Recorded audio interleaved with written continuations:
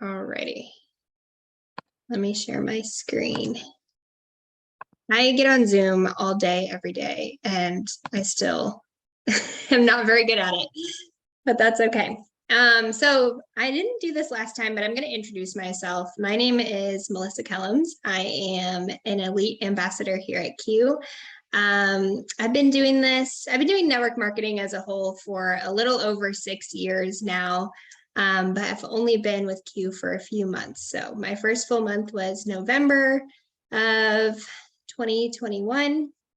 And it's honestly, I believe this company does it right. This is everything that we've been looking for as far as how the systems that CUE has in place is set up to function the way that the industry can be, like, at its best. And that's what I believe that this book really goes through, is shows you how the industry can be when it's at its best. So last week we talked a little bit about why network marketing was better, finding your prospects, and then inviting prospects. So this week I want to ask you a question, and please put it in the chat here. So why do we have systems? Like, why does CUE Sciences have systems?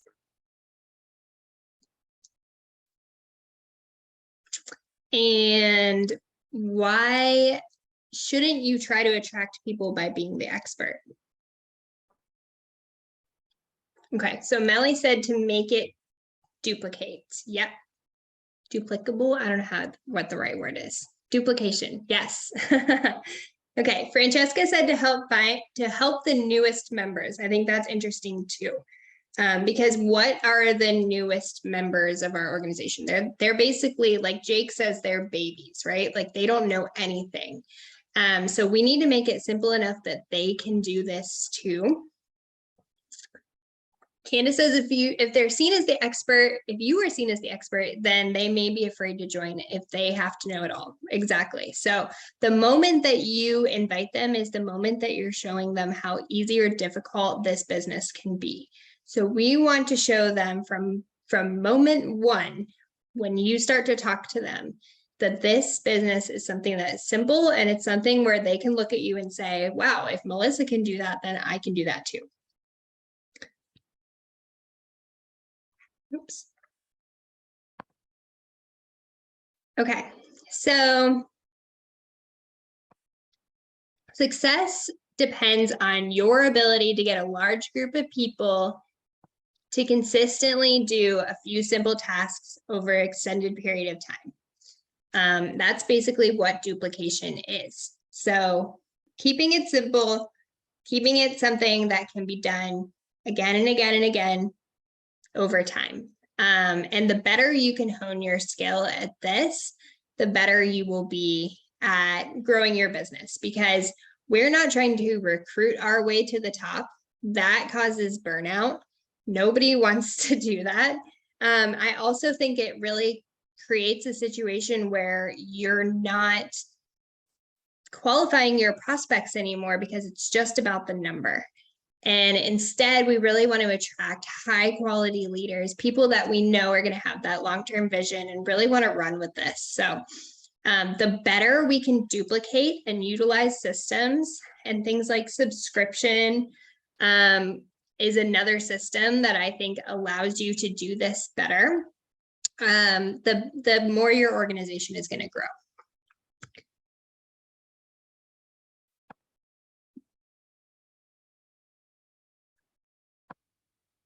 Okay, so there are 4 basic rules when it comes to the emotions around inviting, and we didn't talk about this last time, but I want to touch on this, especially because I feel like it's coming up more and more. And I don't know, maybe tell me if you think it's coming up for you or your team, but this is something that I've definitely noticed.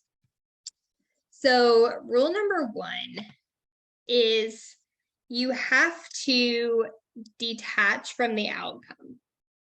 Mindset in this business is 90% of the game. So you can learn the skills, but you need to have a strong mindset, and you need to be growing your mindset just as much as you grow your skill set, right?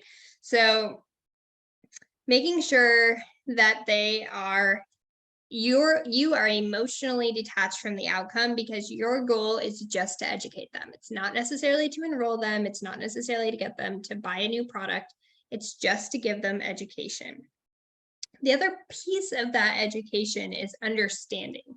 So if they don't understand what you're trying to say, you could talk at them all day, or you could give them all the best information that you possibly could want, but they're not going to take action on that because they don't understand. So communication is 2 or more individuals sharing and understanding an idea. And if they don't understand why you're bringing this up to them in the first place, or why maybe you're putting them in a 3-way chat with a leader, then there's a disconnect there. And that means you have to go back and do the relationship building to get to that point. If you are just like immediately throwing them into a 3-way chat, or immediately right out the gate, oh my gosh, I got to tell you about Q Sciences, like, all the things, right? Like that is probably not going to have them understand. You could give them all the education in the world that they want, but they're not going to truly understand the reason why you're sharing this with them, if that makes sense. So the second piece to that understanding is knowing why there's value in what you're sharing with them, and the urgency around the offer. And a lot of that has to do with your energy. So let's say you built the relationship up, they totally know like your story and your why, and now they understand why you are inviting them, you've complimented them, you've told them why they would be good at this, or why you value them as a person, why you want to share this opportunity with them. But they need to understand the urgency and the value, and that comes from rule number 2. So rule number 2 is be yourself. A lot of people are getting really caught up in what to say, that it's paralyzing them from actually saying anything. And you've probably heard it before, that you can't say the wrong thing to the right person. It's the same concept. So you don't need to robot yourself or get so caught up in what scripts or what to say or anything like that. It's just you're having a conversation with a friend, or at least somebody that you know relatively well, or you're in the process of getting to know.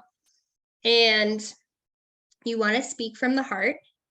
You also don't want to come across any differently than you would if you were talking to them in real life, right?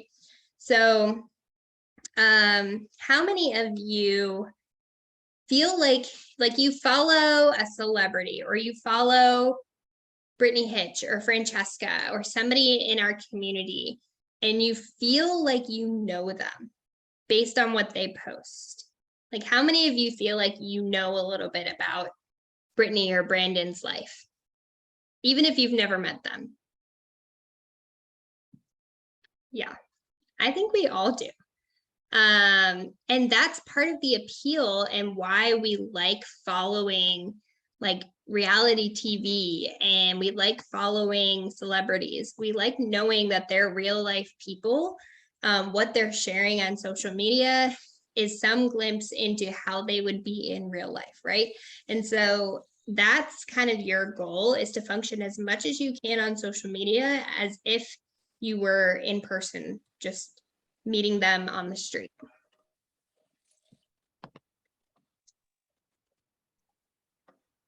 Okay, so part of that then is your energy that comes across, and that's rule number 3. So rule number 3 is bring some passion. Brittany Hitch talks about this all the time. Like, her confidence is the same day one of this business as it is, when she hit Black Diamond. And that unshakable belief in what we have here is what shows people through your energy and through your enthusiasm that what we have to offer here is important, and it's something of value, and it's something that they should take a look at. So I have some questions for you. Number one is, do you trust our leadership and where we're going? So that means, like, do you trust our team leadership, but also do you trust our corporate leaders? And when they say we're going to the top, when they say we're going to be $1 billion company in the next 5 years, do you trust that?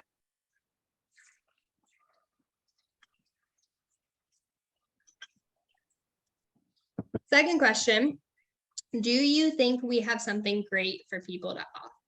Great to offer people.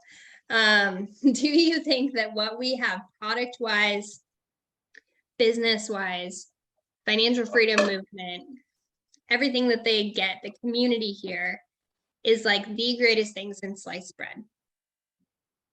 Best of the best. We're quintessential, truly.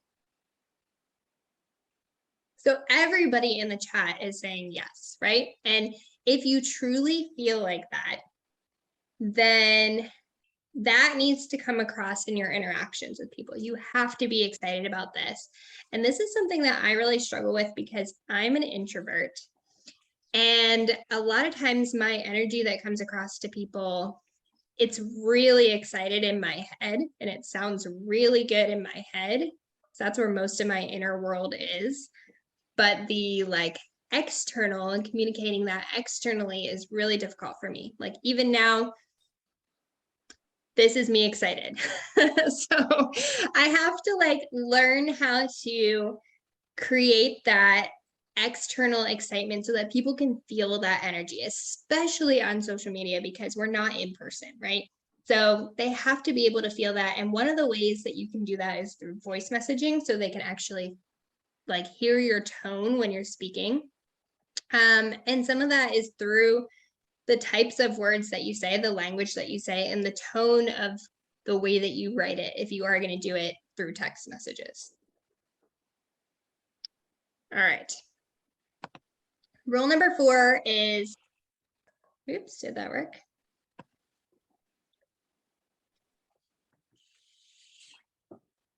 Rule number 4 is have a strong posture. So you want to be bold, not meek. So when you are reaching out to people, even in your follow-ups, you don't want to be apologetic about it. You don't necessarily want to be like, I don't know, I'm just checking in, you know, like meek energy. They can sense that. You have nothing to apologize for, and you don't need to defend Q Sciences. What we have stands on its own. Our products speak for themselves. Our business has been around for over a decade, you all. Like, this is not some fly-by-night company. We are the #1 fastest growing company in health and wellness. Your posture needs to reflect that.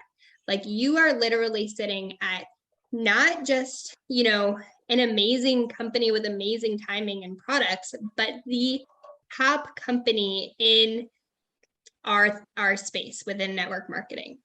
So have a strong posture. Don't just be open to everybody all the time. You want to show people that you're busy, and your time is valuable too. So don't let people walk all over you. You don't need to sit around and like waiting for the phone to ring, so to speak. Like, your posture can be, I'm coming to you with something important. Like, you can either come take a look, or it's on to the next one for me, because, you know, this is like the train that I'm on and it's moving. So that's kind of the way that I look at it. Again, this is a skill set, so it's something that you're gonna have to work on. It's like flexing a muscle. It's gonna feel weird and uncomfortable, and you're probably only going to be able to do it for short periods of time at first. But the more you get in that habit of flexing this and having posture, especially for those of you who are introverted or shy, or, you know, maybe just naturally apologize for everything, this is going to be something that you'll need to work on. And you can practice with the person that enrolled you. We can do it in the chats, you know, just however you need to come across in a way that has posture. Okay, so let's talk a little bit about skill number 3 in the book, which is presenting either the product or the opportunity. And so at Q Sciences, we call this exposure. We want to expose them fully to what we have here, either product-wise or opportunity-wise. A lot of times that's through an opportunity call, but it doesn't have to be. And I will totally do a training that is specific to like each individual slide that we have in our opportunity call for the people that are wanting to learn how to present. If that's you, just let me know in the chat that we have people that actually want to do that. But I want to talk a little bit high level here. So it doesn't matter what works, it only matters what duplicates. So something may work for you, but it doesn't necessarily mean that it's going to duplicate for your team. So this is why the pros in this industry, even our top people in the industry, Brandon, everybody like that, they use tools instead of their own individual knowledge to help their business grow. And presenting is one of those tools. And helping your team get into presenting, even if it's shaky and not perfect, is still a tool that's going to help your team grow faster. Oops. Okay, so Brandon says the person with the clicker gets paid quicker. And one of the things that I want to encourage everybody to do is to start giving yourself, if you haven't done it yet, and giving your newest people the opportunity to step into leadership and present. Just start small. So you can pick one slide out of the entire opportunity call and just focus on one slide. So here's an example. This is a slide that we have in our slide deck. Some people use it, some people don't. It's called business story, or there's one for products. It's your person sharing their testimonial. And it's literally just share your story. You don't have to be an expert on the business or the products in order to share what's relevant to you personally. And the greatest piece of advice that I can give you is, and Brittany Hitch will say this too, when you're presenting through your opportunity call, the more you can relate your own individual story to each slide, the better it's going to come across, because people don't actually care about facts, they care about stories. So when you're talking about timing, how has the timing of Q Sciences impacted your individual business? Or how have you personally experienced the leadership we have here at Q Sciences? That is what is going to speak so much more to your audience and be relatable than just spouting off facts. Like, we're in 26 different countries, right? So you don't necessarily have to know all of the facts or the details in order to start presenting.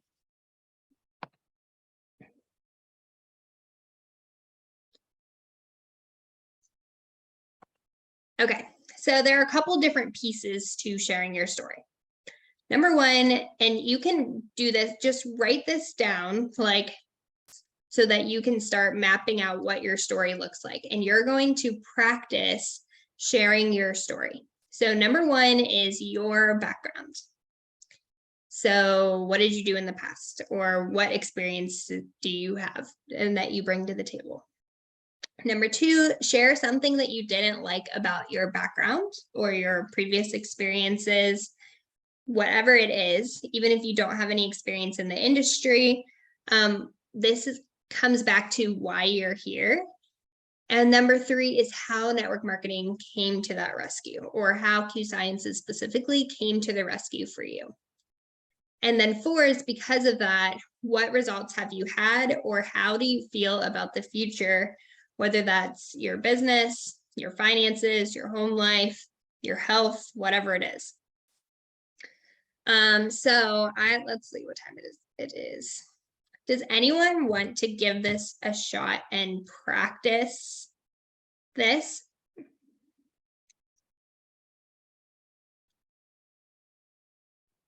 I actually just did this on my stories.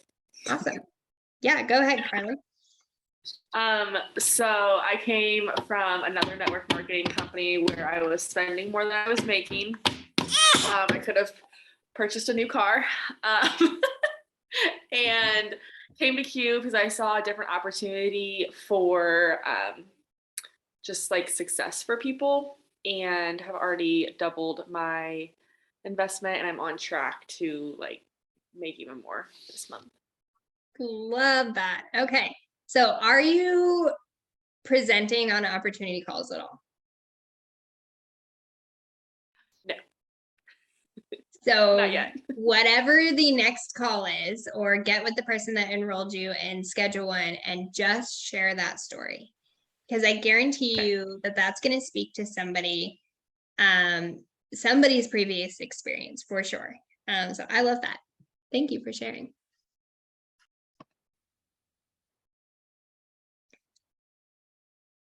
Okay, I don't know why these are duplicated. So before we jump to the follow-up stage, here's a couple of things that I want everybody to remember. Number one, you are the messenger. So you're going to connect them to a tool or another person. Number two, tell your story in a way that makes people curious to learn more. People will always relate to stories. They will always, we're hardwired as individuals to care about stories and the narrative that we create, right? My insertion here is start before you're ready, because you are never going to feel ready. Presenting is always going to feel weird. It's never going to feel comfortable for most people. Even if you do it so often, Brittany still sweats every time she gets in front of a bunch of people. And preparation is key. So practice, like Carly just did, sharing that story. Practice what that's going to look like. Write it out if you need to, whatever it takes, so that you can get on a call. Even if you need to read it, from your notes, share that story. The more you can flex that muscle, the more it's going to get easier and easier. And then next time, you can invite your newest person to share their story, whether it's products or the business.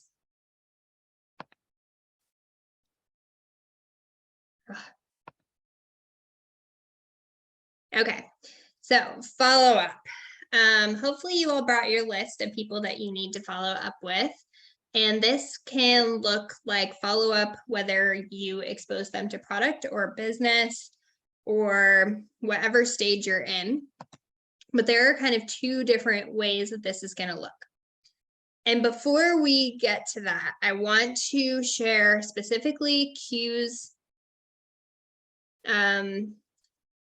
systems and the way that we do this, because the in between the stages of piquing interest, inviting, exposing, connecting them to a tool, a three-way chat, a call, something like that, there's a step that often gets missed, and that's number 4, which is sort.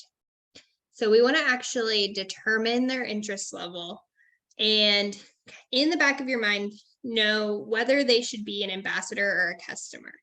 And if you're not able to answer these questions based on the conversation that you've already had, you need to start asking questions so that you can answer this question, because some people are going to be better suited to start as a customer. Some people are going to be ready to run and ready to start as an ambassador. So just keep that in mind. That's part of qualifying our people. But follow-up is really simple. Follow-up is actually just doing what you said you'd do. And this means we need to actually start telling our people that we're going to follow up with them. We're going to connect with them again. And so I probably need to do a better job of this as well, but on opportunity calls, we can help our new people by just simply saying, when we get to the question stage, we're going to have whoever invited you to this call reach out to you directly after this and, give you their product link or whatever it is, give you more information or get you connected to somebody that can answer your questions, so that they have an expectation going into this, that exposure, that follow-up is already going to happen. So same thing, if you're reaching out to somebody or talking to somebody for the first time, let's say you're getting them an exposure, like I'm sending them samples. I don't always ask if I can send people samples. If we've been talking, I sometimes just say, I'm sending out samples this week, shoot me your address and I'll send you a sample of the call. And then when they give me their address, I'm gonna say, great, I'm gonna follow up with you in 3 or 4 days when I think the mail might get there, and you can tell me if you've received it. And then when they've received it, I'm gonna say, like, cool, I'll follow up with you tonight to see if you've tried it or whatever it is, so that you're always letting them know when the next follow-up is going to be, so that the expectation is always that you're going to reach out to them.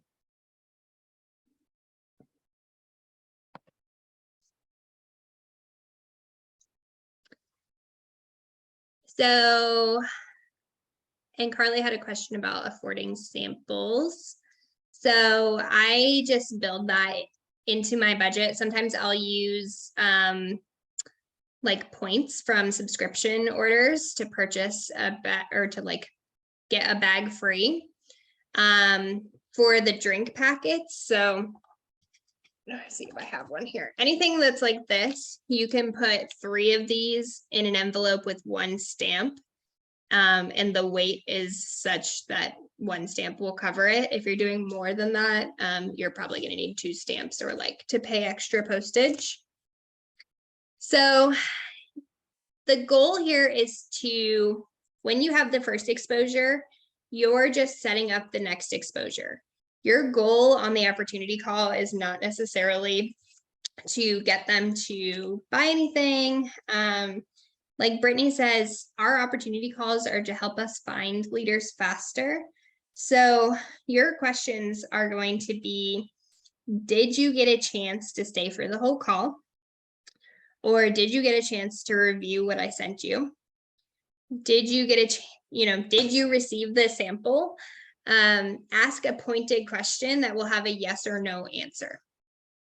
So when you get a no, then your response is going to be, totally get it, I'm so busy. So use like the feel, felt, found language, like totally understand, like my life is chaos too. When do you think you're going to be able to do that for sure?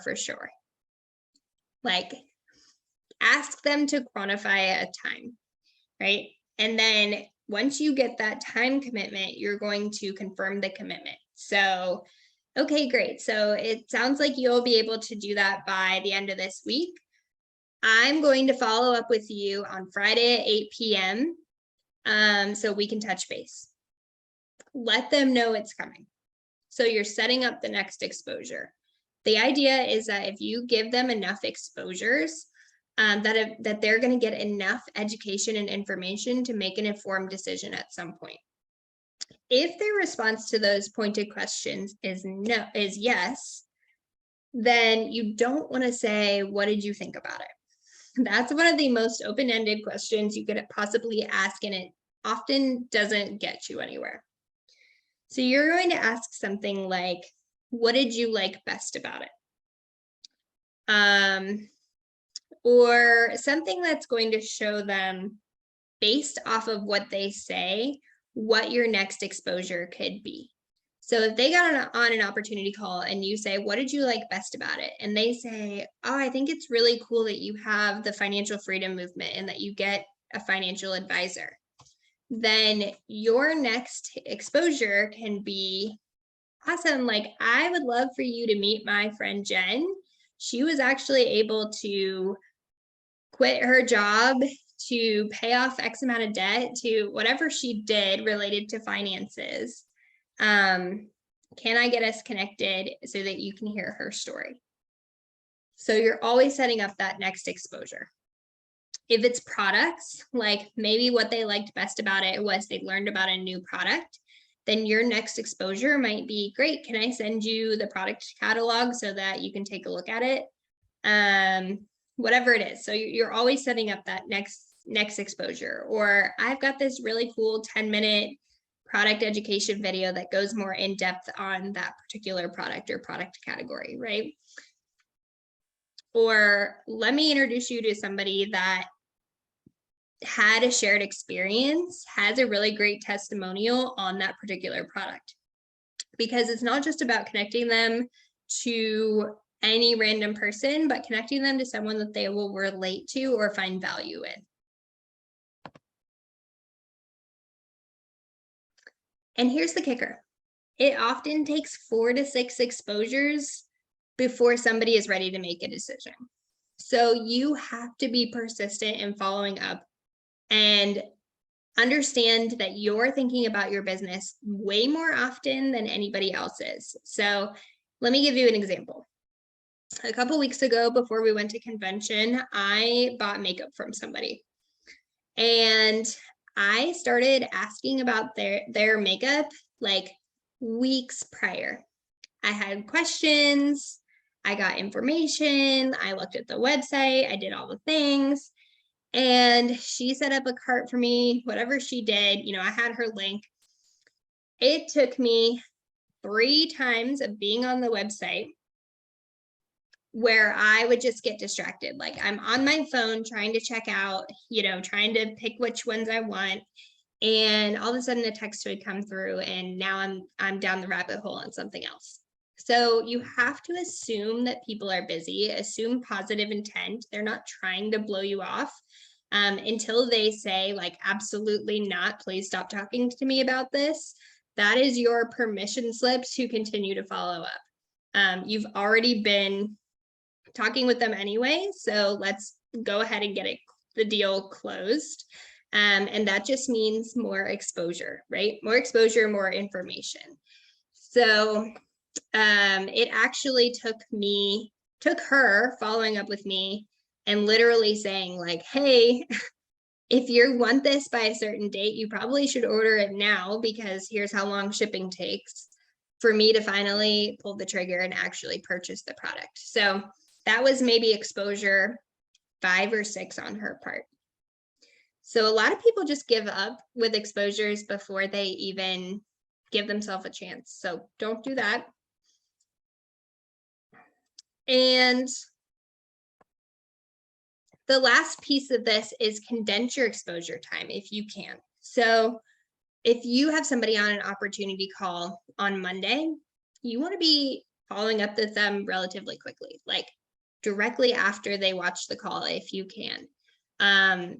If you're giving them information, don't make a whole week in between the time that you're reaching back out to them, because the more you can condense that, the more excited they're going to be, the more like on top of it they're going to be. If you're waiting months to go through, information and reach back out to people, that level of excitement and urgency isn't really there. And it just subconsciously kind of tells them that like, maybe you're also not as serious about this as we thought you were, right?